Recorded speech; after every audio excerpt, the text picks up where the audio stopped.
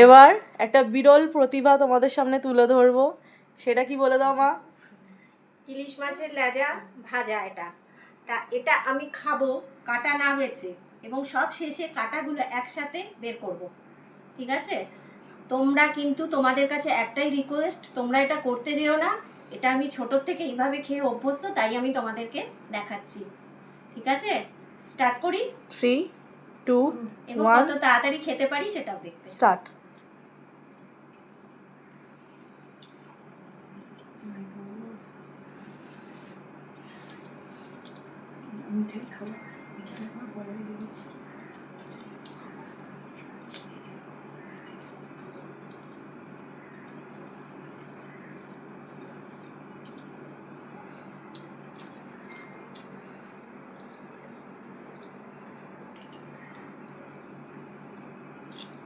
আমার আর কাটা বের করার দরকার হলো না, সব চিবিয়ে খেয়ে নিয়েছি।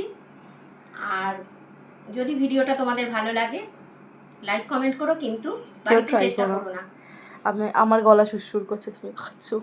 হ্যাঁ, আমি একদমই কাঁটা বাজতে পারি না, আর এখানে আমার শাশুড়ি মা ইলিশ মাছের কাঁটা গিলে নিচ্ছে। দেখো মাছের কিন্তু আর কিছু নেই, পুরোটাই আমি খেয়ে নিয়েছি। Don't try this at home. যদি বলো আমি এটাও চিবিয়ে খেয়ে নিই। না না না না, ঠিক আছে।